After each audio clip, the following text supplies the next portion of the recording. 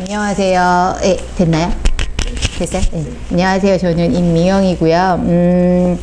처음 뵙는 분도 계시고 또 이제 이제 저번에 뵀던 분들도 계신데 뭐 인터넷 상으로도 보시는 분들도 있고요. 유튜브 상으로도 보시는 분들도 있다고 하는데요. 오늘 저희가 이제 지난 겨울부터 해서 봄까지는 저희가 이제 역사하고 문화를 했어요. 그렇다면 그런 역사하고 문화를 바탕으로 해서 우리가 조금 더 성경 안으로 이제 깊이 들어가는 부분들이 있는데요. 안타까운 건 여기 이제 히브리어 언어를 조금 더 하시면 더 쉬워요. 더 이제 저는 또 제가 좋아하는 게 뭐냐면 제가 이스라엘에서 오래 살았거든요. 이스라엘에서 한 13년 살았기 때문에 제가 하는 게 주로 이 언어를 조금 더 원어로 성경을 보는 걸 굉장히 강조를 합니다. 오늘 이제 우리가 다룰 내용들 중에도 이런 원어와 관련된 내용들이 나오는데 이 원어로 성경을 보는 게 달라지는 이유가 뭐냐면 우리도 똑같죠. 우리도 예를 들어서 지금 이번에도 그 얘기를 하더라고요. 오늘 신문에도 났는데 그 겨울왕국 겨울왕국이라고 하는 만화 영화도 이번에 그 번역이 잘못됐대요, 또. 네, 지난번에 어벤져스가 번역이 잘못돼가지고 세계관이 바뀌었다, 뭐 이런 얘기까지 했잖아요. 그런 것처럼, 이번에도 뭐 엘사에도 번역이 좀 잘못된 부분이 있다, 자막이 잘못됐다, 이런 얘기를 하더라고요. 뭐냐면 그게 원어가 가지고 있는 의미와 사실은 번역이 되어져 있을 때 의미가 조금 다를 때가 있거든요. 그래서 저희끼리 저도 이제 책을 번역을 한 적이 있는데 저희끼리 무슨 얘기를 하냐면 번역은 반역이다 이런 표현을 해요. 가끔은 그러니까 그 원어가 가지고 있는 그 모든 의미를 다 전달하지 못하고요. 어떨 때는 잘못된 의미를 전달할 때도 있어요. 보다 깊이 있는 그런 의미들을 전달하지 못한다는 부분. 그래서 사실은 원어라든가 이런 성서의 그 시대적 그 배경이라든가 이런 곳 안으로 들어가서 성경을 보게 되면 조금 더 다른 느낌들이 있다라는 거를 이제 제가 항상 말씀을 드리고 있고, 그래서 이번에는 뭐 역사도 조금씩 들어가고요. 이제 역사적인 부분들도 하셨기 때문에 오늘은 이제 저희가 오경은 조금 역사하고는 조금 거리가 있어요. 아무래도 족장시대 같은 경우에는 역사적으로 확실하게 고증할 수 있는 부분들이 없는 부분들도 있기 때문에, 그러나 우리가 역사적인 부분들을 반영을 좀 하고요.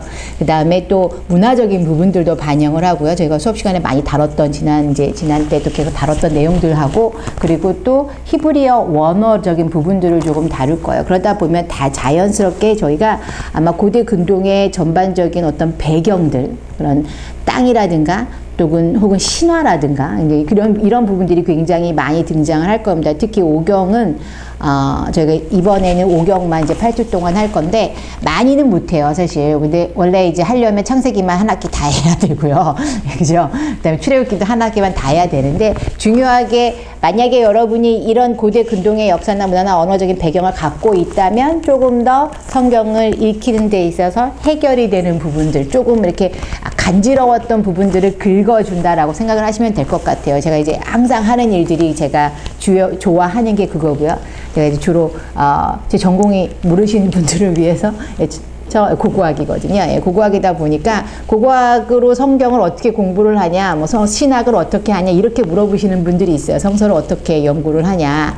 네, 그거는 이제 잘못 알고 계신 거죠. 그래서 왜냐면 오늘 이제 저희가 잠깐 이야기하지 깊이는 들어가지 않고요. 왜냐면 조금 어려운 부분이기 때문에 잠깐 이야기하는 부분들 중에도 뭐냐면 성경에 대한 어떤 문서설이라는 게 있어요. 문서설. 그래서 이런 부분들, 문서설이 아주 크게 발전하게 된 부분이 고고학의 발전이거든요. 왜냐하면 고고학적인 유물들이 발견되면서 그 안에 있는 어떤 내용들, 특히 신화라고 하는 것들이 토판에 기록되어 있는 신화들과 성경과의 이야기들의 비교, 혹은 그 토판에 나와 있는 여러 가지 문화적인 배경들이 과연 성서적 시대적 배경과 얼마나 어우러지고 있는가, 이런 부분들에 대해서 우리가 굉장히 말들이 많거든요. 그러다 보니까 이런 부분들을 알기 위해서 사실은 고고학적인 맥락들이 되게 필요했고, 그래서 저는 이제 그런 부분들을 굉장히 많이 응용을 할 거라는 겁니다.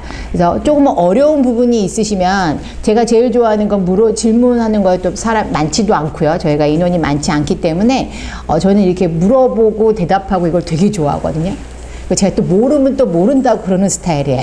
모르면 제가 공부해와요. 공부하고 조사해서 그 다음에 또 저희가 어떻게 이걸 해결해 볼 것인가를 또 같이 토론을 하고 이렇게 하려고 하니까요. 앞으로 이제 조금 어렵다 어렵다 생각되시면 말씀을 하시고요. 좀 너무 어렵다 이런 부분은. 그리고 또 이런 게 있을 거예요. 어떤 부분에 있어서는 난 동의할 수 없다.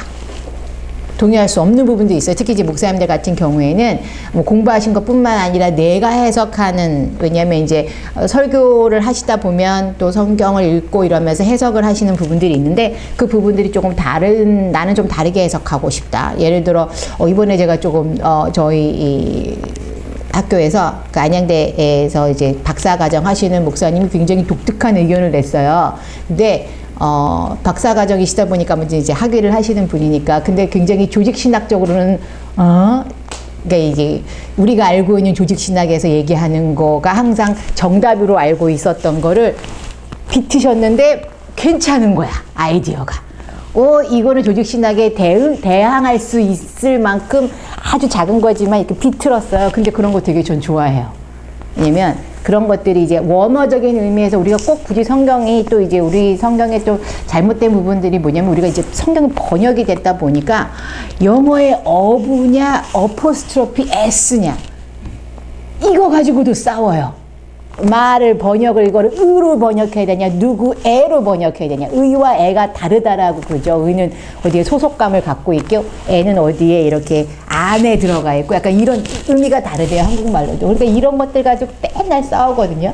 근데 이런 부분들보다는 저희는 좀 더 언어나 역사나 문화적인 부분들을 가지고 조금 더 이야기를 할 거예요. 그래서 여기 저랑 이제 역사나 문화를 안 하신 분들도 있기 때문에 제가 중간중간에 짧게 이제 필요한 부분들에 있어서는 제가 한 번씩 꼭 짚고 갈게요. 왜냐면 또 잊어버리셨잖아요. 그죠? 잊어버리셨기 때문에 조금씩 다 똑같아요. 누구나 다 똑같습니다. 걱정하지 마시고. 그래서 다 까먹었는데 저거 아무것도 얘기 안 해주면 어떡하나 걱정 안 하셔도 된다는 겁니다. 구약은 이제 제가 항상 좋아하는 거, 가나안 땅을 넘어서 메소포타미아, 이집트라는 고대 근동의 역사와 언어를 배경으로 이루어져 있고 우리와는 확연히 다른 문학적 양식과 굉장히 다릅니다. 문학적 양식과 언어적 의미를 바탕으로 쓰여졌다. 이게 우리나라 말 틀린 것 같은데 쓰여졌다. 덕분에 우리에게는 해석이 어려운 구절이 많고 이런 구절들을 이해하기 위해서 구약의 역사적, 언어적, 문화적 배경에 대한 지식을 습득하는 것은 필수 조건이 되고 있다. 그러므로 본 과목은 구약 성서에서 발견되는 여러 가지 난해 구절들을 찾아 역사적, 언어적, 문화적 배경을 바탕으로 참고하여 보다 나은 본문 이해를 추구하고자 한다. 제가 조금 전에 한 얘기고요. 그냥 간단하게 쓴 겁니다. 항상 제가 좋아하는 거죠. 여기 지금 보시면 이스라엘을 찾아보라 그러면 여기 이스라엘이 있습니다. 그죠? 이스라엘이 여기 있고요. 이게 이스라엘이고 굉장히 작은 땅이죠. 이 이스라엘을 전반적으로 두르고 있는 여러 큰 문명들이 등장을 합니다. 그래서 메소포타미아 문명이 있고 이집트 문명이 있죠. 세계에서 제일 중요하다고 하는 이 문명들. 그래서 이 문명들이 사실은 우리 혼자서만 사는 건 아니거든요. 그렇죠? 우리가 우리에 대한 이야기를 하려면 우린 중국에 대한 이야기를 해야 되고 일본에 대한 이야기를 해야 돼요. 안 할 수가 없어요. 역사적으로도 얘기해야 되고 문화적으로도 얘기해야 되고 심지어 우리가 요즘에 또 글로벌하다 보니까 음식 문화들도 굉장히 다 나누고 있잖아요. 그러면서 같은 쌀인데 우리가 전부 다 중국도 우리나라도 일본도 쌀이 주식이라고요. 그래서 쌀이 주식인데 이 쌀이 이 동네에서는 전부 다 쌀이 아니라 밀이 주식이 되겠죠. 아무래도 밀이 더 많은 나라니까 밀이 주식이 됐지만 각각 어떻게 다르게 해먹었는가. 그죠? 다르게 해먹었는데 사실 알고 보니까 기본은 같은 경우가 되게 많아요. 그래서 우리가 좀 중국이나 일본 이런 데 가면은 좀 음식이 덜 느끼하고 좀 우리가 좀 먹을 만한 것들이 많이 있죠. 그런 게 뭐냐면 비슷비슷한 문화를 나누어 왔는데 되게 웃긴 게 뭐냐면 비슷한 문화를 나누어 왔는데도 불구하고 살짝씩 다르다라는 거예요. 뭐가 다르냐면 그냥 음식 문화만을 예제로 들어서만도 왜냐면 우리는 주로 쌀을 쪄서 먹죠. 물에 넣어서 쪄서 먹는데 그게 이제 찐다고 얘기를 하죠. 쪄서 밥을 해 먹는데 이 똑같이 밥을 하지만 우리는 맹밥을 먹죠. 거기다가 우리는 이제 그것 먹어봐야 국에 밥 말아 먹는 거지. 거기다가 우리는 소금이나 간을 안 합니다. 그죠? 근데 일본은 꼭 간을 해요. 식초라든가 간을 합니다. 중국은요. 같은 쌀인데 얘네는 기름에 볶아요. 무언가 같은 건데 다르면서도 또 같은 것. 이게 바로 이쪽 동네에 그 나눔이라고 볼 수가 있어요. 그러다 보니까 서로 어떤 역사적인 것에서도 영향을 끼쳐왔고, 문화적인 것에도 영향을 끼쳐왔고, 언어적인 것에도 굉장히 많은 영향을 끼쳐왔다라고 하는 거예요. 그래서 이런 것들을 종합적으로 우리가 특히 다행히도 메소포타미아나 이집트 같은 경우에는 우리가 알고 있는 이스라엘이라고 하는 나라보다 더 많은 자료들을 가지고 있어요. 안타깝게도 이스라엘이라고 하는 나라가 우리랑 굉장히 비슷한 감성을 나누고 있습니다. 뭐냐면 항상 강대국들 사이에서 끼어 있는 나라로서 계속해서 전쟁과 그리고 계속해서 또 박해와 그리고 또 사람들 간의 어떤 의심들, 이 전쟁이 많으면 서로 의심을 할 수밖에 없는, 그리고 좀 약간 우리도 심하죠. 우리도 이분법이 심한 나라 중에 하나인데, 그죠? 이 이분법이 굉장히, 심지어 정치적으로도 이분법이 심하잖아요. 저희는 이런 이분법을 굉장히 심한 나라인데, 이스라엘도 이분법이 좀 심하죠. 유대인이냐 팔레스타인이냐, 그죠? 이런 부분들 굉장히 공감대가 형성되는 부분들이 있는데, 그러다 보니까 뭐가 있냐면 얘네는 자기들의 자료들이 다 소진됐어요. 우리하고 좀 다른 케이스는 뭐냐면, 똑같이 우리도 전쟁이라든가 굉장히 우리도 계속 전쟁을 했고, 위치적으로도 우리도 강대국들 사이에 있었고, 그쵸? 굉장히 우리 땅을 탐하고, 여기도 마찬가지로 이집트라든가 메소포타미아라든가 큰 강대국들 사이에서 사실은 뭐 큰 문명 혹은 강대국들 사이에서 계속해서 이 땅에 대한 욕심을 내요. 보통 이집트는 이리로 올라가고 싶어 하고요. 메소포타미아 쪽에 있었던 아수르라든가 바벨론은 전부 다 이리로 내려오고 싶어 했고요. 그러다 보니까 그 가운데서 얘네가 계속해서 박해를 받고 전쟁 속에 있었는데, 우리랑 비슷한 것 같은데 다른 점이 있다면 뭐냐면, 우리는 그래도 우리 땅에 계속 살았어요. 우리는. 그치? 우리 땅에 계속 살았어요. 그러다 보니까 우리 자료를 우리가 갖고 있어요. 근데 얘네들은 자기들의 자료를 거의 갖고 있지 못했어요. 왜냐면 아예 이 땅에서 다 추방당했거든요. 추방당하는 바람에 자기들의 자료가 없는 나라 중에 하나예요.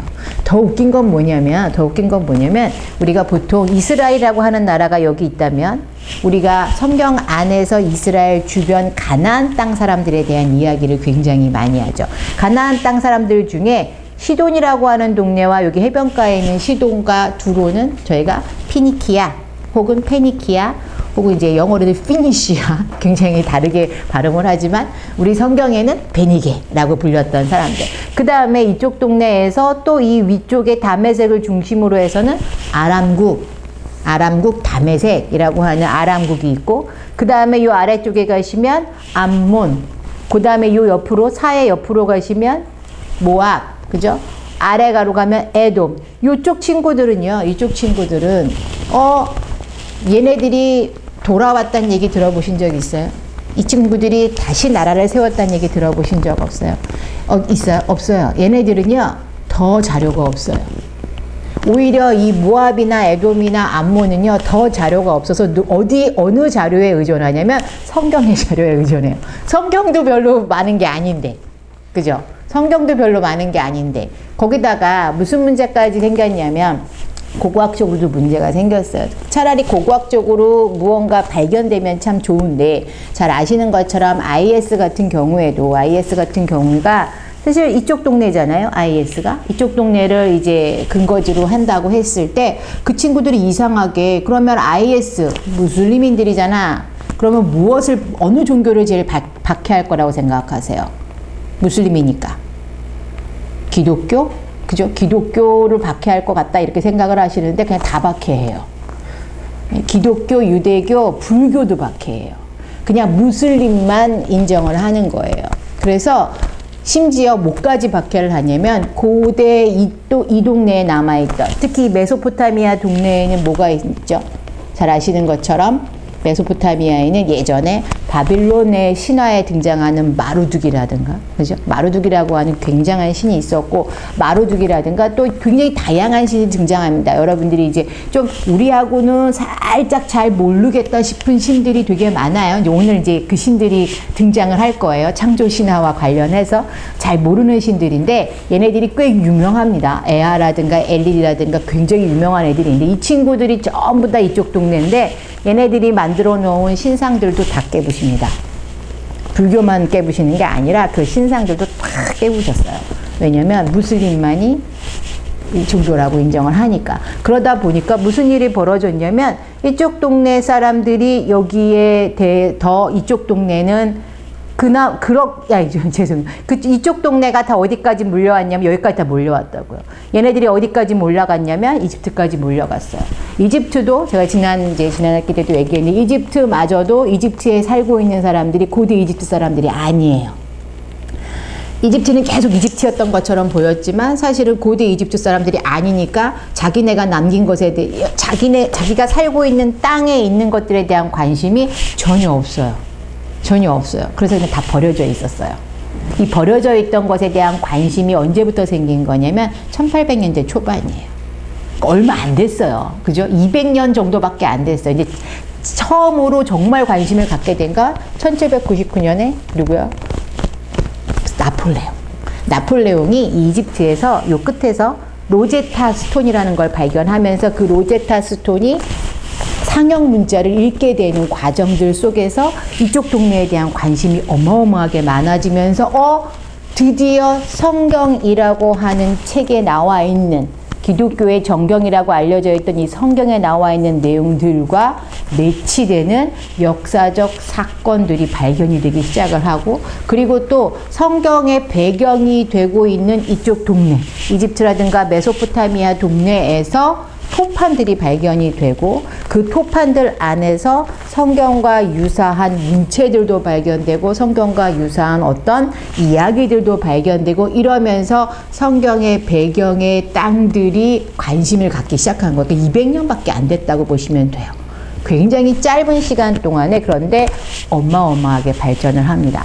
그런데도 불구하고 자료들이 이쪽에 남아있지 않았기 때문에 이쪽 사람들은 더구나 이쪽 사람들은 뭐예요? 그래도 이쪽 동네는 자료라도 많이 남아있는데 이쪽 동네는 원래 여기 살던 사람들도 아니고 이 땅의 원주인도 아닌 상태에서 자료마저도 전쟁에 의해서 다 소진돼 버렸기 때문에 이쪽 동네는 더 잘 몰라요. 안타깝게도. 그래서 모압이나 에돔이나 암몬에 대한 얘기를 하려면 그때 다 성경에 의존을 해요. 거기서 발견된 유물들이 그렇게 많지가 않습니다, 또. 그래서 그리고 자연스럽게 뭐냐면 비교를 해야 되잖아요. 옆에 나라하고. 우리도 옆에 나라 일본이랑 중국이랑 우리 역사 얘기하면 속 얘기하는 것처럼 그렇게 얘기를 해야 돼요. 그나마도 성경은 또 유대인들이 돌아오면서 이스라엘 땅에 돌아오면서 그나마도 성경의 역사를 어떻게 하면 조금 더 알릴까, 어떻게 하면 역사를 조금 더 정립을 해볼까 노력을 하는데 이 요르단에서 모압에 대한 역사를 정립하는 사람 거의 없습니다. 이집트는 최근에 카이로 박물관이 굉장히 크게 다시 지어지면서 최근에 이집트는 이집트에 있는 학자들이 공부들을 되게 많이 해요. 미국 사람들이 가가지고 학교도 세우고 그러면서 이집트는 굉장히 관심이 많아졌어요. 그리고 이집트는 요 관광 수입이 어마어마하게 좋다라는 사실을 아는 거죠. 그래서 요 관광 수입을 늘리고 카이로 박물관을 크게 엄청 크게 만드는데요. 뭐 디지털로 다 해가지고 만들어지면 꼭 가봐야 하는 장소, 세계에서 꼭 가봐야 하는 장소 중에 하나로 이제 손꼽아지는 겁니다. 그러면 이제 가셔야죠. 저는 갈 겁니다. 꼭 갈 겁니다. 그래서 지금 요즘에도 또 이집트는요, 지금도 저기 무덤이 발견이 돼요. 얼마 전에도 미이라 발견돼가지고 쫙 전시하고 그랬어요. 어떤 미라가 발견됐냐면 사자 미라가 발견돼요. 사자를 미이라로 한 게 발견이 됐어요. 애기 사자. 그러니까 사자를 섬겼다라고 하는 게 맞다라는 거죠. 사자를 섬겼는데 이제 우리가 아마 저희가 이번에는 안 나올 거예요. 이번에는 이제 오경이니까 안 나오지만 역사서 들어가게 되면 이 사자에 대한 이야기가 또 등장을 합니다. 실제로 사자가 뭐냐면 여신의 상징으로 사용이 됐고, 그래서 사자를 미이라를 했다라는 건 고양이도 미이라를 합니다. 고양이를 섬겼으니까. 이런 것들이 최근에 또 발견됐어요. 얼마 전에, 일주일 전에 신문에 났어요. 그 정도로 계속해서 발굴이 되고 있는 장소, 그래서 계속해서 이쪽 동네는 여전히 관심이 있습니다.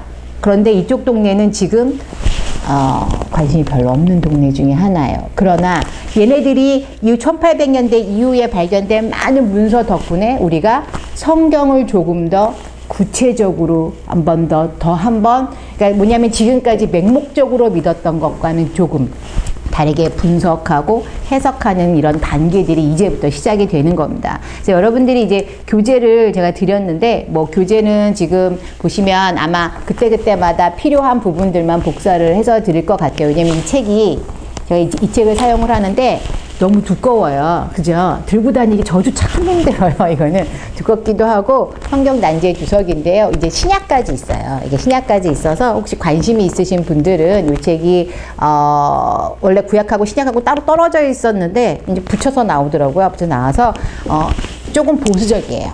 보수적이지만 꽤 여러분들한테도 유익할 만한 그런 내용들이 들어있어서 이 책으로 저희가 이제 기본적인 교재로 사용을 할 거고요. 다른 것들은 뭐 여러분들 이제 요건데 1991 요거는 지금 품절이 됐습니다. 그래서 전혀 필요가 없으시니까 간단하게 요걸로 보시면 될 것 같고요. 이제 또 다른 어떤 성경 배경 주석이라 그래서 요거는 조금 어려워요. 요거는 어려운 게 뭐냐면 이런 제가 지금 이야기 드린 이런 신화라든가 이런 것들을 배경으로 히브리어, 그 다음에 아수르어 이런 걸 배경으로 어떻게 풀어나갈 것인가에 대해서 기록되어져 있거든요. 그래서 제가 코멘트를 해드릴 테니까 이런 부분들은 이거 안 오셔도 되고 요거만 이제 혹시 필요한 전 여기에 돈을 안 받습니다. 예, 이 출판사에 전혀 돈을 안 받기 때문에 근데 아마 이게 너무 두껍고 그래서 비싸고요. 비싸고 두꺼워서 그 저기 이상균 대표님이죠. 너무 덥네요. 대표님이 이거를 그냥 복사를 하는 걸로 그렇게 하기로 했어요. 그래서 필요한 부분만 그리고 제가 또 여길 다 안 해요. 다 안 해요. 중간중간에 저희가 필요한 부분만 복사해서 보는 걸로 그렇게 하겠습니다. 자, 그러면 오늘부터 저희가 할 이야기는 율법서입니다. 지금부터 저희가 율법서에 관련된 이야기를 할 건데 뭐 전부 다 율법서 1, 2, 3, 4, 5, 6, 7, 8, 9, 10으로 나갈 건데요. 율법서 1로 되어 있네. 원래는 창세기 1로 썼어야 되는데 율법서 1로 되어 있습니다. 창세기를 오늘은 창세기부터 볼 건데요. 오경이라는 거에 대해서 먼저 알고 넘어가야 될 것 같아요. 우리가 항상 이야기하는 것 중에 오경이라고 얘기를 하면 모세 오경 이렇게 얘기를 해왔어요. 그죠? 모세 오경. 구약의 처음 5권의 책이죠. 그죠? 처음에 5권. 창세기, 출애굽기, 레위기, 민수기, 신명기. 오늘 요 앞부분은 제가 조금 여러분들이 혹시 일반 성도분들 같은 경우에는 처음 들어보는 얘기일 수 있어요. 교회에서든 잘 하는 얘기는 아닙니다. 그러나 기본적으로 아셔야 저희가 왜냐면 특히 오경에는 뭐가 있냐면 오경에는 제가 이제 오경이란 말을 제가 사용 안 하고 율법서라는 말을 저는 거의 많이 사용을 하거든요. 왜냐면 여기 이제 나오는 것처럼 저는 이스라엘에서 공부를 했다 보니까 이스라엘에서는 그냥 토라라고 부르거든요. 모세 오경이란 단어를 사용하지 않고 토라라고 부르는데 이 토라라고 하는 것의 뜻이 뭐냐면 율법서라는 뜻이에요. 율법 혹은 율법서. 그래서 보통 히브리어로 성경이라는 단어가 있어요. 성경이라는 단어가 타나크예요. 타나크. 근데 이 타나크는 단어가 복합되어져 있는 거거든요. 그래서 뭐냐면 하나는 토라 플러스 느비임 플러스 그 다음에 크투빔 요거 이렇게 3가지를 얘기하거든요. 뭐냐면 율법서하고 예언서하고 그 다음에 이제 성문서라고 얘기를 하거든요. 요거 이제 역사서라든가 이런 부분들 시가서 이런 거 합쳐서 탄악이라고 불러요. 그러다 보니까 우리는 저희는 이제 토라라고 하는 것은 앞에 나오는 오경을 토라라고 이렇게 봅니다. 그래서 토라라고 하는 것이 이야기를 하는데 보통 한국에서는 근데 오경이라고 얘기를 하죠. 예, 오경 앞에 5권은 오경이라고 얘기하는데 이 오경이 왜 나오기 시작했냐면 여기 지금 보시면 70인역이라는 게 있어요. 70인역. 70인역은 뭐냐면 예전에 아주 오래전에 그러니까 신구약 중간사예요. 이게 신구약 중간사인데 성경이 우리가 안타깝게도 제가 아까 말씀드린 것처럼 이스라엘이라고 하는 땅에는 뭐가 안 남아요. 뭐가 안 남았어요. 왜? 이 전쟁이 너무 심하다 보니까 뭐가 안 남았어요. 그래서 얘네들이 이 이스라엘이 어디로 끌려갔냐면 성경에 의하면 북왕국 이스라엘이 무너지고 아수르로 일부는 아수르 같은 경우는 한꺼번에 다 데려가는 게 아니라 이쪽 동네 여기를 무너뜨리면 이쪽 동네 애들은 여기다 살게 하고 여기를 무너뜨리면 이쪽 동네 애들은 여기에 살게 해요. 그래서 혼혈을 시킨다라고 그렇게 알려져 있습니다. 혼혈을 시키고 그러니까 북왕국 이스라엘 사람들은 사라졌다는 얘기죠. 그 다음에 남왕국 유다는 어디로 갔냐면 남왕국 유다는 바빌론으로 끌려갔어요. 그렇죠? 바빌론으로 끌려가고 그러다 보니까 여기에 남는 사람들은 거의 없었다는 얘기고요. 바빌론으로 끌려가는 사람들은 주로 성경에 보니까 상류층 사람들이었다고요. 이 상류층 사람들이 그런데 끌려가서 무슨 일이 벌어졌을까요? 가면서 무엇을 가져갔을 거라고 보여지냐면 성경이라든가 그들의 문서들을 가져갑니다. 우리가 꼭 기억하셔야 되는 것 중에 하나가 뭐냐면 고대 사회는 우리처럼 이렇게 문맹이 없는 사회는 아니라는 거죠. 문맹이 거의 95%가 문맹이고 상류층 5%만 글을 읽었을 거라고 보시는 게 맞아요.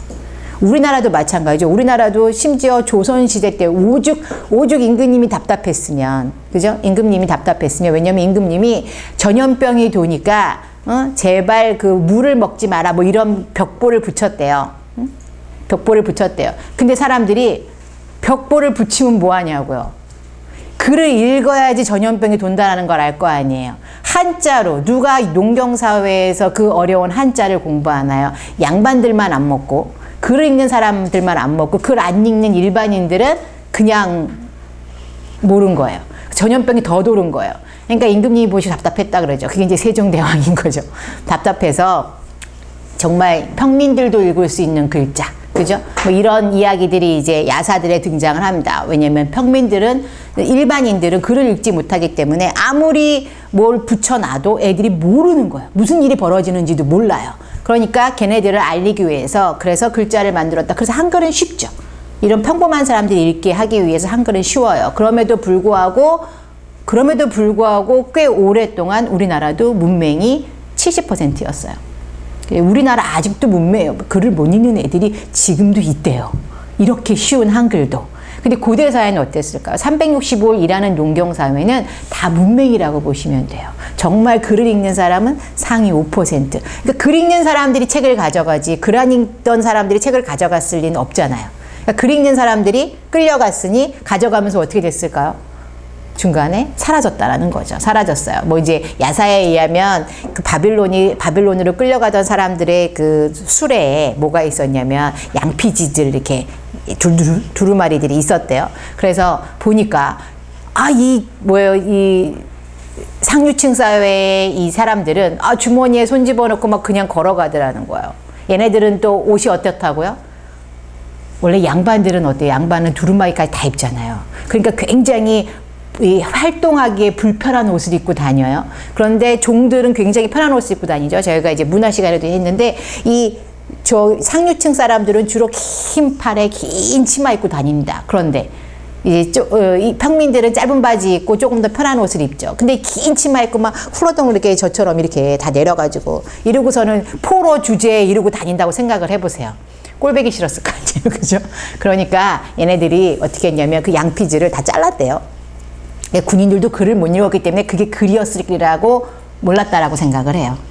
군인들이 무슨 글을 읽었겠어요? 똑같은 사회 사람들이라고 생각했을 때 군인들이 역시 글을 못 읽었었고 그 글이라고 생각을 못했고 그냥 옷가지나 이런 거라고 생각을 했을 거라고 본다라는 거예요. 그래서 잘라서 그리고 뭐 어차피 포로로 끌고 가는 사람들이 책을 가져왔다 그래서 그걸 뭐 보존을 해주겠어요? 아니죠. 다 잘라서 거기다가 돌을 집어넣어가지고 꼬매가지고 가방을 만들어서 메고 가게 했대요. 다 상한 거죠. 성경이 다 없어졌어요. 성경이 다 없어졌습니다. 그러다 보니까 무슨 문제가 생겼나요? 이거를 가서 어떻게 했다고요? 다시 썼답니다. 다시 썼답니다. 이게 이제 결론이에요. 사실은 성경이 원본이 없어요. 성경에 원본이 없어요. 심지어 우리가 알고 있는 지금 오늘 이제 등장할 이쪽 동네에 메소포타미아나 이집트에서 나타나는 토판들에 등장하는 신화들도요. 사실은 그걸 원본이라고 보시면 안 돼요. 그것도 원본은 아니에요. 누군가가 계속 베꼈습니다. 왜냐하면 지금처럼 원본이 있어서 이 원본은 잘 놔두고 나머지들은 이렇게 복사를 하는 게 아니라 예전에는 이 원본이 하나 있으면 누군가가 그걸 또 뺏겨 쓰고 또 뺏겨 쓰고 또 뺏겨 쓰고 또 뺏겨 써요. 그러면 베껴 쓰면서 무슨 일이 벌어질까요? 오류들이 벌어져요. 어쩔 수가 없어요. 오타도 생기고요. 그 다음에 띄어쓰기도 틀리고요. 그 다음에 여기 칸에 있던 단어도 빼먹고요. 그죠? 그 다음에 어떤 경우는 무슨 일이 벌어지냐면 모르는 단어 같은 경우에는 자기가 아는 단어로도 쓰는 경우가 있어요. 이게 되게 신기한 게 뭐냐면 제가 얼마 전에 어느 영화를 봤는데 그 영화에 그 젊은 세대를 표현하는 사람이 나와. 20대 초반의 사람이 나오는 장면을 봤는데 그 영화의 배경은 90년대 말이에요. 97년, 98년 그 IMF가 배경인데 거기에 나오는 20대 남자가 나오는데 얘가 뭐로 나오냐면 오렌지족 같은 거로 나와요. 근데 이 친구가 욕을 하는데 이제 죄송해요. 욕을 하는데 욕처럼 말을 하는데 개 멋있어라는 단어를 사용하더라고요. 근데 80년대, 90년대를 사는 저희들은 그죠? 그 단어는 그 당시에 쓴 단어가 아니죠. 요즘 단어잖아요. 그 당시에는 아마 왕 멋있어? 그죠? 왕 멋, 저희 때 제가 이제 모르고 실수해가지고 저희 딸 앞에서 아우 짱이야 이러잖아요. 그럼 저를 째려봐요. 중학교 1학년인데 촌스럽게 그런 말을 써 이러거든요. 근데 제 생각에는 제가 그 영화를 보면서 근데 그 작가 제가 좀 찾아봤어요. 감독이나 제가 좀 특이해가지고 또 찾아봅니다. 감독이나 작가가 저희 나이 또래인 거예요. 근데 아마도 이런 일반인들에게 지금 요즘 현대인들에게 아마 20대나 30대 분들이 봤을 때 그 친구가 당시에는 트렌디하다라는 걸 보여주려고. 그러니까 왜냐면 다 노인네들이 와가지고 투자를 하는데 20대 혼자서만 투자를 하는 장면이 나와요. 그래서 아마 그 당시에 쓴 말이 아닌데도 불구하고 현대어를 집어넣지 않았을까 이렇게 생각이 들면서 성경에도 근데 그런 부분들이 있어요. 그런 부분들이 있다는 거예요. 뭐냐면 성경이 우리가 알고 있는 것처럼 이제 다윗 시대만 해도 3000년 전 사람이래. 그죠? 다윗 시대만 해도 3000년 전 사람이에요. 그러면 다윗 시대에 관련된 내용 중에 다윗의 이야기가 나왔을 때 그때만 사용하는 단어여야 하고 그때만 사람들이 아는 배경이어야 하는데 한참 후에 배경이 등장을 해요. 그럼 어떡하지? 그럼 이건 뭐지? 헷갈리기 시작했어요, 사람들이. 이게 왜 헷갈리기 시작했냐면 이쪽 동네에서 유물들이 등장하면서 뭐냐면 이쪽 동네에서 이쪽 동네에 사용되었던 아카드어라든가 우가리더라든가 아수르라든가 쐐기문자, 상형문자들이 읽히기 시작하니까 이쪽 동네의 역사에 대해서 알게 되면서 이제까지 맹목적으로 믿어왔던 것들이 살짝씩 틀려졌어요. 성경에는 1부터 100까지 다 앉아가지고 한 사람이 다 썼고, 그죠? 특히 오늘 이제 이야기할 오경은 전부 다 모세가 다 썼다. 이렇게 우리가 이야기를 들어와서 모세 오경이라고 생각을 했는데, 근데 이제 무슨 문제가 생겼냐면, 모세의 사망 기록이 신명기에 있습니다. 그죠? 신명기 34장 1절에서 12절에 모세가 죽었다는 이야기가 있어요. 근데 모세가 죽었는데 누가 그럼 모세 죽은 걸 썼지? 모세가 썼다면, 그쵸? 문제가 생긴 거야. 모세가 썼는데 왜 모세가 죽은 거를 모세가 어떻게 보고 모세가 썼지? 그죠? 그건 모세가 안 쓴 거죠, 분명히. 이미 죽은 사람이니까. 이게 이제 가장 큰 문제가 됐어요. 모세가 썼는데 모세가 이미 쓰다가 죽었네. 그죠? 그런 다음에 또 무슨 문제가 또 생겼냐면 하나님의 이름이 두 가지로 등장을 한다라는 거예요. 히브리어를 읽기 시작하게 되면 여러분이 성경에 하나님 이름 하나밖에 안 나오는데요 라고 말씀을 대부분 하세요. 그런데 뭐냐면 한국어로 번역됐을 때 여호와라고 부르는 단어와 하나님이라고 부르는 단어가 히브리어에서는 다르게 쓰였다는 거예요. 하나님이라고 부른 단어는 엘로힘이라고 쓰여 있고요. 여호와라고 번역된 단어는 유드헤이 바브헤이 야훼라고 하는 단어라는 거예요. 뭐냐면 한 사람이 썼다면 한 사람의 용어로만 써졌을 텐데 왜 하나님을 두 개로 불렀을까? 다른 이름으로 불렀을까? 이제 우스운 예제로 드리는 건데, 제가 예전에 사회사범과 그리스도교의 기원이라는 전시를 한국에서 했을 때 무슨 일이 벌어졌냐면 저희가 카톨릭하고 그 다음에 개신교하고 함께 했어요. 함께.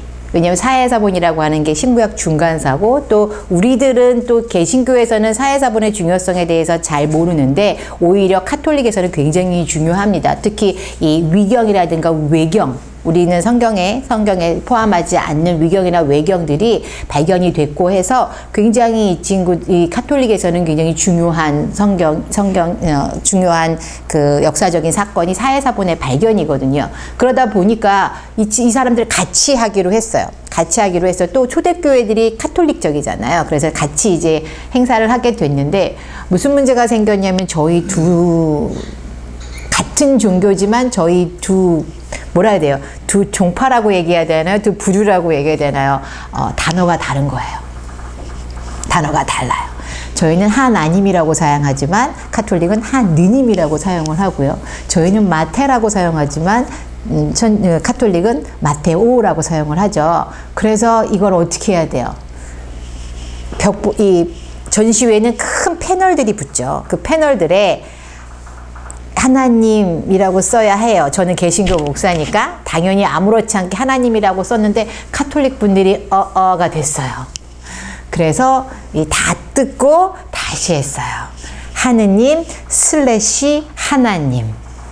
그 다음에 마테 / 마테오. 문제는 이제 기독교인이 아니신 분들이 봤을 때는 무슨 문제가 생겼냐면 신이 둘이네. 그죠? 하느님 / 하나님. 슬래시라고 하는 건 같다라는 우리는 그렇게 의미를 어떻게 해서든지 보인 건데 그래도 어쨌든 둘이 됐습니다. 왜냐하면 여기도 마찬가지죠. 둘이라는 거죠. 단어가 다르다라고 하는 것은 두 사람 정도는 분명히 들어갔다라고 하는 거죠. 다양하게 등장을 해요. 여러분들이 이제 한국말로 번역된 성경책을 보시면 창세기 1장부터 창세기 2장 3절까지는 여호와라는 단어가 안 나와요. 전부 다 하나님이라는 단어만 나와요. 그러다가 2장에 가서는 여호와 하나님 섞어서 사용이 됩니다. 그러다가는 또 뒤에 가면 여호와만 또 사용을 하는 문장들이 등장을 해요. 그래서 뭐라고 이야기를 했냐면 이건 사람들이 습관적으로 자기가 좋아하는 단어들을 쓰게 돼 있다라는 거죠. 그래서 그 다른 사람이 썼다라고 하는 의견이 시작이 돼요. 이게 가장 처음 이 문서설, 지금 이제 학계에서, 신학계에서 얘기하는 것들 중에 가장 문제가 된 게 바로 이 하나님의 용어 때문에 그래요. 하나님의 명칭. 그리고 이 오경에서 또 등장하는 게 뭐냐면 사건이 2번, 3번 나와요. 같은 이야기인데 2번, 3번 나와요. 또 뭐냐면 자세히 읽어보시면 분명히 모세와 그리고 족장사회는 이제 족장사회와 그리고 모세가 광야에서 이끌었던 사람들의 생활은 유목생활이어야 하는데, 그죠? 이제 유목을 주로 하는 생활이었는데 이상하게 정착적 생활에 대한 이야기가 나와요. 농경이라든가 농경의 중요성이 나와요. 아니, 목축하는 사람들이 농경의 얘기를 왜 이렇게 많이 해? 그죠? 이게 문제가 된 거예요. 근데 이제 저희가 지난 이제 역사 시간에도 제가 강조를 드렸던 바에 의하면 뭐냐면 이스라엘 사람 이집트에서 뭐 했다고요? 농경 생활했어요. 네, 농경 생활했어요. 이거 기억하셔야 됩니다. 그들은 농경 생활도 했어요.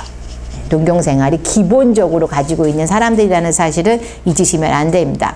또 뭐가 있냐면 율법의 내용들이 조금씩 다르다라는 거예요. 율법의 내용들이 여기 예를 들면 제물을 드리는 장소가 한결같지 않고요. 그 다음에 노예에 관한 규정이 일정하지도 않고요.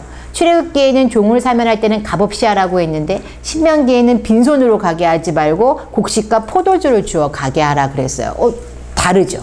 약간씩 다르다라는 거예요. 용어도 통일이 되어 있지 않습니다. 십계명을 받은 시내산, 호렙산, 모세의 장인의 이름은 르우엘, 호바, 미드로 3명이나 나와요. 근데 같은 사람이래요. 이제 우리가 하면서 이게 왜 이름이 3개나 나왔는지 이런 이야기들은 저희가 이제 수업을 하면서 다 이야기를 할 건데 어쨌든 이런 것들 때문에 무슨 일이 벌어졌냐면 특히 18세기에서부터 무슨 일이 벌어졌냐면 19세기 해겔의 변증법과 다윈의 진화론, 어려운 얘기가 나왔어요. 그냥 무시하세요. 이런 좀 어려운 이제 방법론들이 나오면서 분리하고 분석하고 자르고 이게 유행하기 시작을 해요. 자르는 거. 자르고 그 다음에 이 자른 걸 얘가 중심이고 그 다음에 이 자른 건 얘 거고 이런 게 있다라는 거예요. 그래서 이런 부분들이 계속 얘기가 많이 나옵니다. 그러면서 되게 그쵸. 컨트롤 V가 없어서 그래요.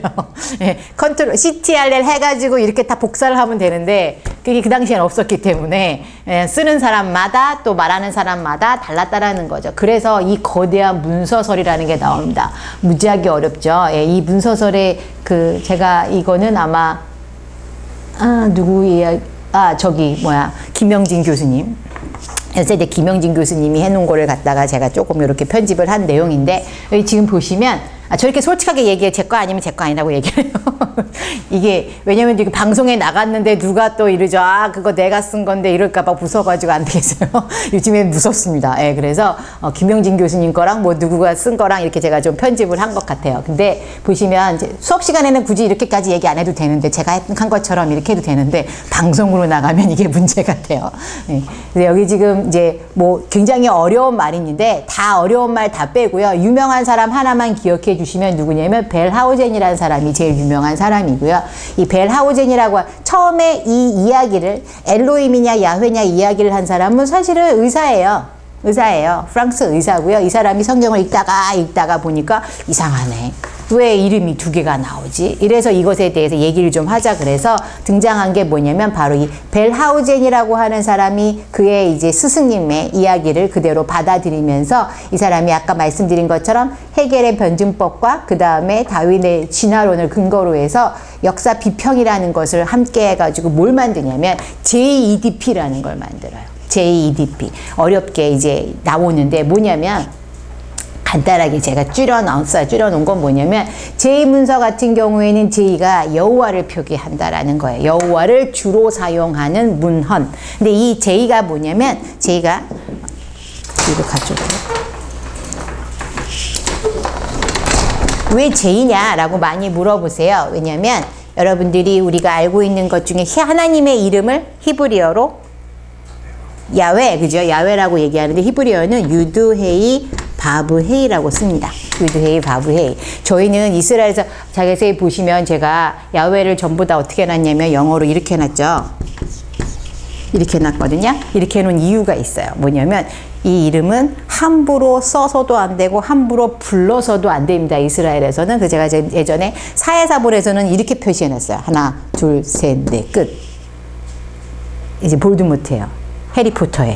해리포터에 보면 이제 함부로 말해서도 안 되고 불러서도 안 되고 그죠? 애들이 쉬쉬쉬 하는 거 그죠? 그겁니다. 땡땡땡땡 그죠?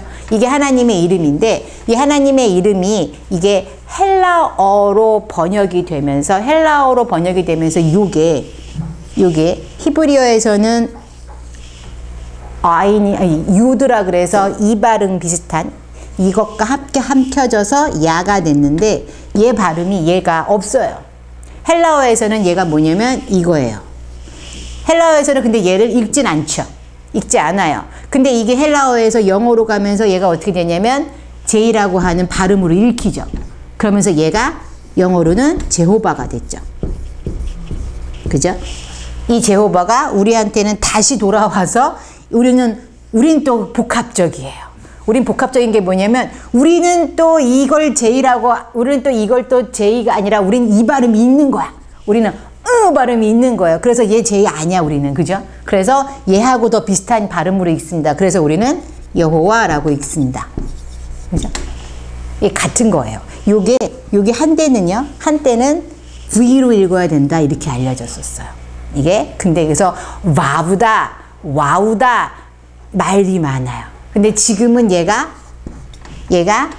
뭐로 읽혀야 되냐면 다 읽힐 수 있다. 얘가 한동안은 와로 읽혀야 된다. 그러니까 우로 읽혀야 된다. 와우로 읽혀야 된다. 그러다가 요즘엔 또 바브로 읽혀야 된다. 히브리어로 얘가 아주 어려워요. 어렵지만 어쨌든 우리는 얘를 여호와라고 읽어요. 그래서 이제는 하나님의 이름을 우리가 좀 편안하게 부를 수 있다 그래서 한국에서도 여호와라고 안 부르고 야훼라고 부르거든요. 근데 원래 여호와로 부르는 거가 이미 야훼라고 부르고 있는 거였던 거예요. 그러니까 상관이 없어요. 여러분은 이미 야훼라고 부르고 계셨던 거예요. 우리식으로 발음을 했다는 거지. 우리식으로 여호와라고 발음을 했다는 거지. 그래서 야훼는 좀 몰라도 야훼는 조금 더 간 거 아닌가요? 야외라고 읽는 사람이 있고요. 야외라고 보통 이제 근데 히브리어 발음은요, 사실은 히브리어 발음에도 약간 문제가 있어요. 우리가 알고 있는, 혹시 신학대학 다니세요? 네. 그러면 뭐냐면 히브리어가 우리가 알고 있는 모음이라고 하는 거 있잖아요. 그러니까 여러분이 사해사본이 발견된 거를 딱 보시면, 사해사본은 성경에 아까 우리가 이제 요거 사본에 대해서 얘기를 한번 하고 갈게요. 원본이라고 하는 게 없다 그랬어요, 성경은. 원본이라고 하는 게 다 사라졌어요. 전 세계에서 사라졌어요. 그런데 사본이라고 하는 건 뭐냐면 그 이후에 누군가 계속 베꼈다라는 거예요. 근데 오랫동안 그 베낀 게 찾을 수가 없었는데 언제 베낀 게 처음 찾아지냐면 알레포라고 하는 곳에서 베낀 거. 그게 알레포 사본이에요. 근데 그것도 이미 930년에서 980년대 사이에 이제 베꼈다라고 이렇게 알려져 있었고요. 근데 이거는 또 문제가 뭐냐면 얘가 또 많이 돌아다녔어요. 전쟁통에 막 끌려다녀요, 이 사본이. 그러면서 몇 장이 없어요. 그래서 전체 완벽한 사본은 아니에요. 그 다음에 가장 오래된 사본이라고 이야기되는 건 뭐냐면 1080년에 기록된 레닌그라드 사본이라는 게 있어요. 레닌그라드에 있는 사본. 걔는 완벽합니다. 성경이 정원에 다 들어있어요. 우리가 알고 있는 성경이. 근데 이 친구도 이미 1000년에 적힌 사본이라는 거예요. 그 사본이 없었는데, 그런데 발견된 유일한 사본이 뭐냐면 사해사본 1947년에 발견됐어요. 언제 써진 거냐면 주전 250년에서 주 68년 사이에 기록된 가장 오래된 사본이 발견이 됐습니다. 그런데 이 사본의 문제는 뭐냐면 우리가 알고 있는 히브리어는 맞는데 모음이 없다는 거예요. 모음이 없다라는 걸 알았어요. 이 모음은 언제 붙여진 거냐면 주후 7세기. 주후 7세기에 히브리어가 다 사본만 남아있는 가운데 발음이 제각각인 거예요. 왜냐하면 이스라엘 유대인들이 계속 이스라엘에 사는 게 아니라 유대인들이 다 뿔뿔이 흩어졌죠. 전 세계로 다 흩어졌습니다. 다 흩어지는 바람에 무슨 문제가 생겼냐면 어떤 발음을 했는지 몰라요. 그리고 각자 그 동네마다 자기한테 맞는 발음으로 변한 거예요. 언어는 그렇습니다. 언어들은 보통 어디에 가면, 그러니까 왜냐면 우리가 이렇게 길 가다가 이렇게 누가 이렇게 한국말을 하는데 딱 눈치채죠. 아유, 이제 미국에서 왔나 봐. 왜요? 발음이 섞여 있잖아요. 이게 그러다 보니까 뭐냐면 그쪽 애들은 그게 정발음이에요. 특히 뭐냐면 남아공 같은 데 가보세요. 영어 한마디도 못 알아들어요. 제가 영국에서 뮤지컬을 보러 갔는데 그냥 저는 또 미국 영어를 했거든요. 그러니까 영국 영어는 그냥도 못 알아듣는데 노래까지 부르니까, 그죠? 하나도 못 알아듣겠어요. 마찬가지. 뭐냐면 그 동네마다 발음이 바뀌면서 어떻게 읽었는지 모르는 거예요. 그래서 통일하자. 좀 통일해보자. 그래서 마소라 텍스트에다 뭘 만드냐면 모음 기호를 붙인 거야. 통일을 하자고. 근데 이게 또 뭐냐면 각 나라마다 또 그냥 가져가서 읽었잖아요. 그러니까 각각의 이게 뭘 읽었는지 몰라요, 또. 지금 20세기에도 사실은 유대인들이 지금 이스라엘에 와서 히브리어를 하잖아요. 각각의 다 달라요. 그래서 그걸 지금 통일하는 과정들이 되게 오랫동안 필요했고요. 그래서 지금 얘를 바브로 읽어야 되냐 혹은 와우로 읽어야 되냐라고 말이 많은데, 얘가 원래는 지금 이스라엘에서는 베라고 읽습니다. 바브라고 해서 부로 읽지만, 그러나 여기에 지금 헤이와 헤이 사이에 들어가면서 얘는 살짝 야회라고 해서 얘를 읽는 거로 바뀌었어요. 그래서 근데 얘를 회라고 읽어야 되냐, 얘가 H 발음이 나냐, 그죠? 그래서 야외로 읽는 게 맞다. 아직도 분분합니다. 그래서 이스라엘에서는 아예 안 읽습니다. 이스라엘에서 이거 정확히 읽는 사람 아무도 못 봤어요. 뭐라고 읽냐면 그냥 유두헤이 바브헤이. 함부로 부르면 안 돼요. 아예 모르는 발음을 굳이 부를 이유가 있냐. 아니면 영어로 YHWH 이렇게 읽으세요. 실제로 그렇게 읽고, 아니면 뭐라고 읽으시냐면 아도나이, 나의 주, 아니면 하셴, 그 이름. 함부로 부르지 말자. 그래서 그냥 그 이름, 혹은 우리식으로 얘기하면 우리는 그분 이렇게 많이 표현하죠. 그분 혹은 뭐 당신이라고 표현하는 거는 뭐 좋지 않다고 이렇게 말씀들을 많이 하는데, 그래도 우리가 그분께서, 하나님을 그분께서 이렇게 얘기하시는 조금 보수적이신 분들은 그렇게 하시는 분들이 있거든요. 아니면 이제 아도나이, 나의 주, 이렇게 불러요. 아예 수업 시간에도. 수업 시간에 성경을 읽는데 유드의 바브헤이가 나오면 성서학 시간입니다. 성서학 시간에 그냥 유드의 바브헤이라고 읽어요. 발음을 안 하세요. 그래서 정확히 저도 어떻게 발음하는지 한 번도 들어본 적이 없어요. 그것 갖고도 싸웁니다. 예, 뭐 권성달 박사 교수님이라고 웨스트민스터 교수님 같은 경우는 그 하이옷이라서 비동사 했거든요. 비동사, 리히오트, 비동사 가지고만 박사학위를 했어요. 비동사 하나 가지고만. 그러니까 이것 갖고도 어마어마하게 싸울 거라는 걸 아시겠죠? 박사학위 이스라엘은 보통 논문 한 번 쓰는데 뭐 5년이, 제가 5년 걸렸거든요. 제가 아주 기네스북에 올라야 된다 그랬어요. 외국인이 5년이면.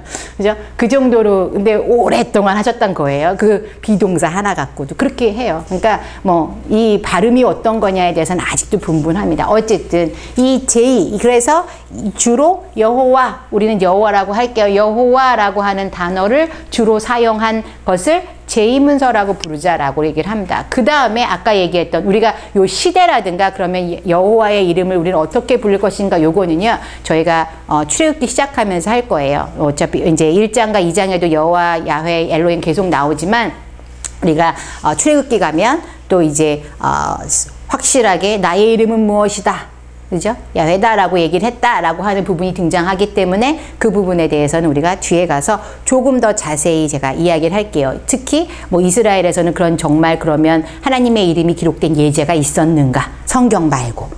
그런 것들도 함께 보면서 얘기할 거니까 요건 이제 문서만 얘기를 할게요, 오늘은. 그리고 그 다음에는 이 문서라 그래서 엘로힘이 표기된 것, 특징은 나중에 다시 얘기를 하겠지만, 특히 여기는 뭐냐면, 그런데 이 자세히 보시면 여호와라고 기록된 거는 950년에서 850년 사이에 기록됐다. 950년, 주전 950년에서 850년 사이라고 하면 언제냐면 이 솔로몬 시대부터라고 보시면 돼요. 솔로몬 시대, 다윗 이후에 솔로몬 시대부터 그 이후에 남왕국 유다에서 기록을 했다, 이렇게 얘기를 합니다. 그 다음에 이 문서, 엘로힘을 주로 많이 사용한 문서는 주로 누가 많이 썼냐면 북왕국 이스라엘이 많이 썼다고 얘기를 하고요. 이쪽은 여호와를 많이 쓴 기록은 유다에서 사용했다고 얘기를 합니다. 그런데 재밌는 건 우리 나중에 더 얘기를 하겠지만, 과연 북왕국 이스라엘에서는 정말 하나님을 엘로힘으로만 불렀을까? 는 아닐 확률이 높아요. 왜냐면 고고학적으로 증명이 안 돼요. 그러면 고고학적으로 증명을 하려면 사실은 엘로힘이라고 써있는 문서들이 발견이 돼야 되거든요. 그쵸? 문서라고 하는 건 뭐냐면 성경 말고 그들이 사용했던 뭐 편지라든가 그들이 사용했던 어떤 주로 편지들 아니면 영수증 뭐 이런 거에 엘로힘이라고 하는 거 있었냐? 없어요.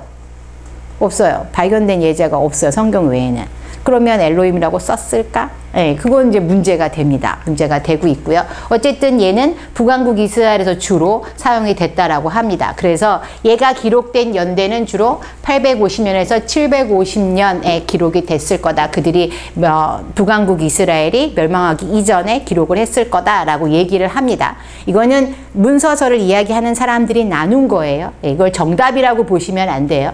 이건 아무도 정답은 모릅니다. 나중에 이제 천국 가셔서 물어보세요. 도대체 누가 썼는지. 모세 좀 붙잡고 멱살을 좀 잡으시든가. 근데 지금 학자들이 얘기한다는 거예요. 특히 이제 벨하우젠을 비롯해서 구약학자들이 주로 얘기하는 내용입니다. 그 다음에는 뭐가 있냐면 디문서라고 하는 게 있죠. 디문서는 뭐냐면 디문서는 성경에 나온다라고 얘기를 합니다. 성경에 뭐냐면 요시야 임금 때 무슨 일이 벌어졌냐면, 여러분들이 기억하신 한에서 요시야 임금 때 성전 안에서 율법서를 찾았다는 이야기를 해요. 율법서를. 그래서 요시야가 이대로 우리가 제사 지내지 못했고 이대로 율법을 지키지 못한 것에 대해서 막 울면서 통곡하면서 이대로 지켜야 된다 그러면서 종교개혁을 일으키는 장면이 나오는데, 그게 신명기였다라고 보고 있어요. 발견한 게 그 신명기였다. 그래서 적어도 그 신명기가 있었다면 그 신명기가 적어도 620년 경에는 다시 기록을 했을 거라는 거죠. 왜냐면 다 이제 헐었고 하니까. 그래서 이때 이야기를 하면서 D 문서는 특히 법전이라고 이야기를 합니다. 법전이라고 얘기를 하게 되고, 그래서 이 D 문서가 있는 듀토로노미움, 얘가 신명기를 약간은 엘로힘이나 야훼는 전부 다 약간 히브리어에서 왔다면, 멀게이트라고 해서 이제 처음으로 성경을 라틴어에서 이제 번역을 하기 시작을 해요. 독일어라든가 이런 번역을 하고 라틴어로 번역하고 이러면서 벌게이트의 번역에 의하면 듀토로노미움이라고 하는 게 신명기고, 그래서 얘네를 D라고 부릅니다. 그래서 이게 D. 그래서 J-E-D. 그 다음에 P가 등장을 해요. P는 뭐냐면 프리스트라는 단어에서 왔다고 보시면 돼요. 프리스트, 제사, 제사장, 제사장들의 단어에서 왔는데, 얘네들은 600년에서부터 500년 사이에 바벨론에서 쓰였다라고 보고 있어요. 바벨론에 가서. 그러면서 왜 만들었냐면 이 바벨론에 살고 있는 이스라엘 백성들이 바벨론 사람들하고 구별된 삶을 가지게 하기 위해서, 특히 이 D와 P는 야훼와 엘로힘 이 두 단어를 섞어 썼어요. 두 가지를 같이 씁니다. 같이 써요. 그러니까 이게 같은데 다르게 불렀을 뿐이지, 같은 것을 같은 하나님을 같은 것이라고 표현하니까 좀 이상하지만 어쨌든 같은 단어라고 보시는 게 맞다라고 하는 게 뭐냐면, 이 둘은 섞어서 쓰고 있다라는 거예요. 그래서 뭐라고 얘기를 하냐면, 엘로힘이라고 하는 거를 굳이 엘로힘만 쓴 거는 완전 독특하다, 이렇게 얘기를 하고 있는 거예요. 그래서 여기에서도 지금 뭐냐면, 얘네들은 전부 다 창세기, 출애굽기, 레위기 그리고 민수기에 모두 분산되어져 있고, 제사와 제물을 엄청 강조합니다. 이 제사를 강조하면서 제사장들이 이제 많이 사용하는 게, 우리가 레위기 안에 있는 제사 법칙들을 쭉 쓴 것은 바로 이 P문서라고 생각을 해요. 근데 D문서도 율법을 되게 많이 썼죠. 신명기도 율법이 어마어마하게 써 있는데, 이 D문서하고 P문서의 차이점이 있다면 뭐가 있냐면, D문서는 굉장히 딱딱한 법을 썼다면, P문서는 역사하고 섞어 썼어요. 그러다 보니까 딱딱하지가 않아. 부드러워요. 이 표현 방법에 있어서 요 차이가 있다라고 얘기를 하지만, 어쨌든 이렇게 해서 JEDP라고 나누면서 그 연대는 P가 가장 늦게 적혔다라고 얘기를 합니다. 그런데 중요한 건 뭐냐면, 여러분들이 여기서 꼭 기억해야 하는 것, JEDP 좋습니다. JEDP 다 좋아요.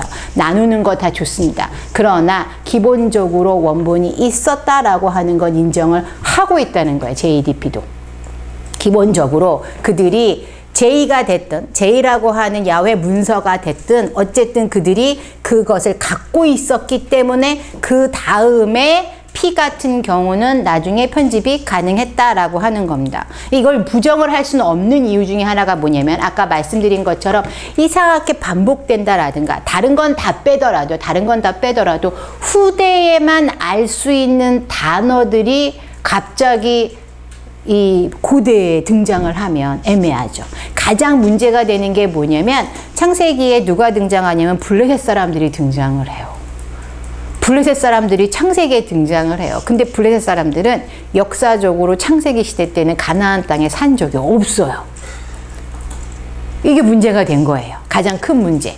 고고학적인 거나 역사적인 문제들을 찾아보니까 산 적이 없다라는 거예요. 우리 지난 시간에도 이제 블레셋은 언제 들어왔냐? 주전 1200년경에 실제로 이집트의 기록에도 등장을 하고, 그 다음에 성경에서 해양 사람들 혹은 바다 사람들이라고 등장하는 이 사람들은 주전 12세기경, 그러니까 우리가 뭐로 얘기해야 되냐면 사사기서와 같은 시대 때 들어왔다고 보시면 돼요. 가나안 정복 시기에 이스라엘 민족이 이 동쪽에서 육로로 동쪽에서 넘어와서 가나안 땅을 정복하려고 했다면, 블레셋 사람들은 저쪽 에게 쪽에서 출발한 사람들로서 바다를 지나서 서쪽에서 가나안 땅에 정복하러 들어온 사람들이에요. 그래서 사사기 내에 뭐가 등장을 하냐면, 얘네들이 계속해서 블레셋과 이스라엘 민족이 싸우는 이야기가 계속 등장합니다. 언제까지 싸우냐면 다윗 때까지 싸워요. 다윗이 사실은 거의 평정을 했다고 보시면 돼요. 그래서 얘네가 더 이상은 근접을 계속해서 건드리기는 하지만 거의 다윗의 속국으로 살아가는 게 블레셋인들이에요. 근데 그 전까지는 서로 땅을 차지하기 위해서 계속 싸우는 거예요. 외부에서 온 사람들이 어떻게 하면 조금 더 땅을 차지할까를 싸우는 장면이라고 생각을 하시면 그러면 창세기에 나오는 블레셋 사람들은 문제가 되죠. 이렇게 후대의 단어들이 등장하는 것. 또 뭐가 등장하냐면 우리가 지난 학기 때도 있는데 아브라함이 갈대아 우르 출신이다 라는 단어에서 갈대아가 사실은 아브라함 시대에는 갈대아라는 단어가 없었다는 거예요. 아브라함의 시대에는.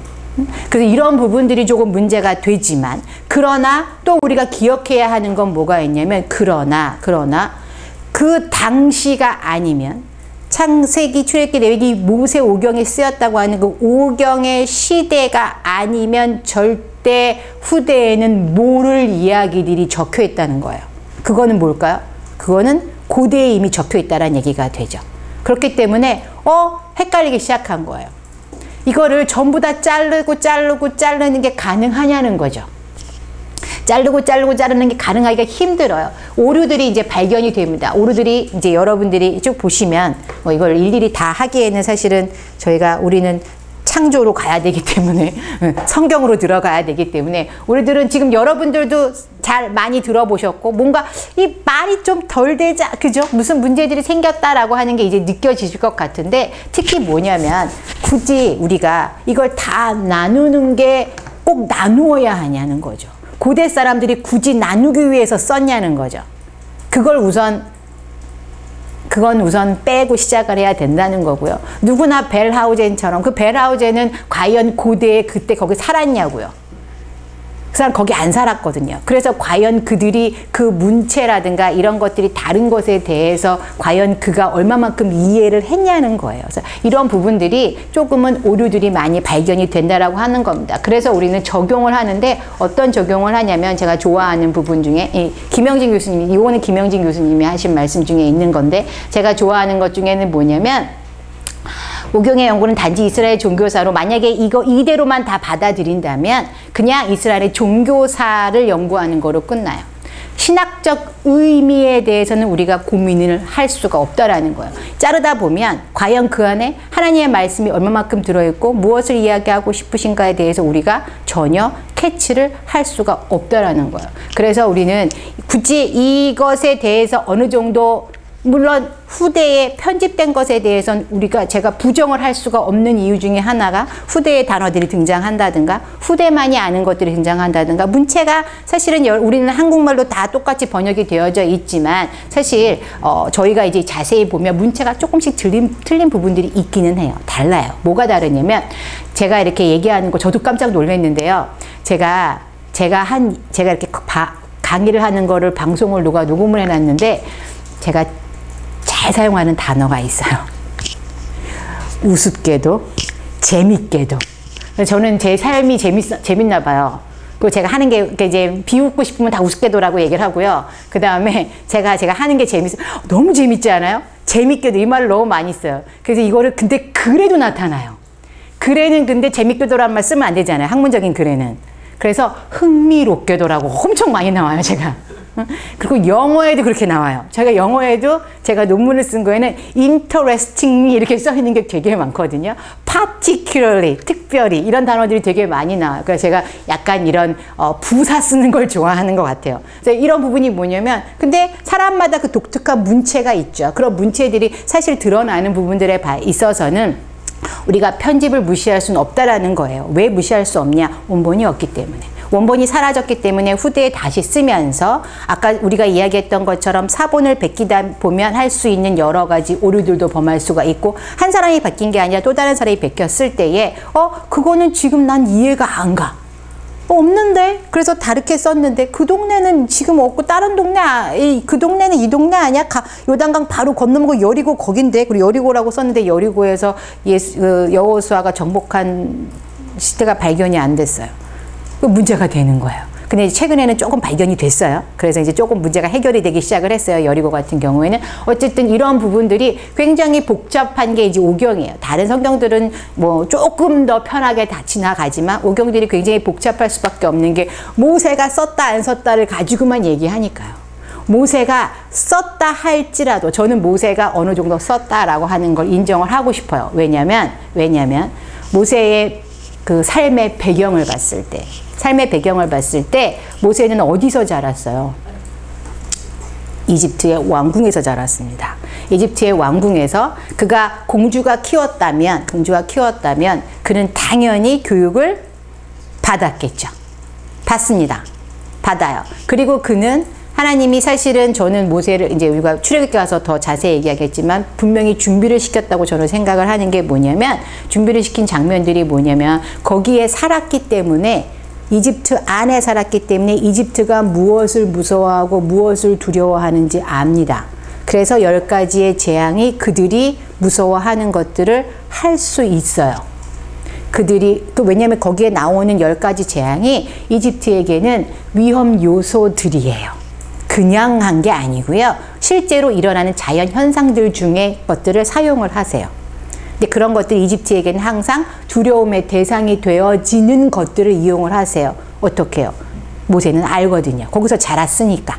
그리고 모세는 거기서 자랐다면 당연히 글을 읽을 수 있는 상위 5%에 속하는 아이였기 때문에 십계명 아무한테나 줄 수가 없습니다. 왜냐면 그 60만 명 중에요. 글을 읽는 사람은 굉장히 소수였을 거예요. 누구에게 십계명을 줬을 것 같으세요? 글 읽는 사람에게 줬겠죠. 글도 못 읽는데 그거를 그 레이저로 하늘에서 쏘셨는데 그거를 그죠? 농담입니다만 손가락으로 쓰셨는데 레이저로 쏘신 거 아니에요? 그래서 그거를 함부로 아무한테나 주는 게 아니거든요. 그래서 모세가 썼다 할지라도 문제는 뭐냐면 그게 남았냐고요. 안 남았어요. 그러다 보니까 그 또 재밌는 건 뭐냐면 또 재밌는 거 나왔어요. 그죠? 재밌는 건 뭐냐면 성경에 분명히 써 있습니다. 뭐라고 써 있냐면 너희의 자녀에게 계속해서 가르치라. 심지어 지금도 가르친다 이스라엘 아이들은. 그래서 지금도 오경을 매일 조각조각 읽어요. 그래서 오경을 1년에 한 번씩 다 읽어요. 그래서 애들이 거의 다 외운다고 생각하시면 돼요. 그래서 제가 오경 수업 들어갈 때 제일 싫었어요. 교수님이 얘기하잖아요. 그러면 신명기 몇 장 몇 절. 그럼 저는 여기서 신명기란 히브리어로 몇 장 몇 절은 막 이러고 찾고 그런 다음에 성경을 막 찾아야 되잖아요. 애들은 이미 이렇게 팔짱 끼고 토론이 끝났어요. 다 외우니까. 응? 그러니까 뭐냐면 계속해서 가르쳤다라고 하는 거예요. 그러다 보니까 집안마다 혹은 그 어떤 가정마다 전달하는 방법들이 살짝씩 바뀌고 틀려지고 이런 부분들이 아마도 나중에 집대성 되면서 편집이 될 수밖에 없다라고 하는 그런 배경들은 충분히 우리가 이해를 할 수 있다라고 하는 거예요. 하지만 그 초보는 분명히 있다라고 하는 게 그 시대에는 모르면 안 되는 것들이 들어있다라는 것들, 그 다음에 모세도 분명히 어떤 교육받은 사람이라는 것들, 이런 것들을 기억하신다면 좋아요. 이거를 무시하진 않습니다. 저는 학자이기 때문에 무시하진 않아. 이대로 많이 따라갑니다. 사실은 학문을 할 때는. 하지만 성경을 읽을 때는 보다 우리가 이것보다 이리고 나누고 있는 것보다 그 안으로 한번 들어가서 조금 더 그들의 어떤 배경들을 이야기를 하는 걸로 저희는 이제 시작을 하겠습니다. 알고 계셔야 제가 중간중간에 뭐 이게 편집이 돼가지고 이런 얘기를 하면 저 뭔 소리 하고 있는 거야. 1.1획도 틀림이 없는데 오류 없는 하나님의 말씀을 저렇게 얘기하고 있어. 이러실까봐 미리 뭐라 할까요? 약간 뭐라 해야 되지? 방어막을 쳐놓고 시작을 하는 겁니다. 네, 잠깐 쉬셨다가 제가 이제 창세기로 이제 진짜로 들어갈게요. 이 부분 좀 어려웠죠? 앞부분은 어려워요. 어려운데 최대한 쉽게 설명하려고. 재밌었어요? 네. 자, 그럼 이제 조금 있다가 화장실 갔다 오시고요. 그 다음에 우리가 창세기부터 시작을 하겠습니다.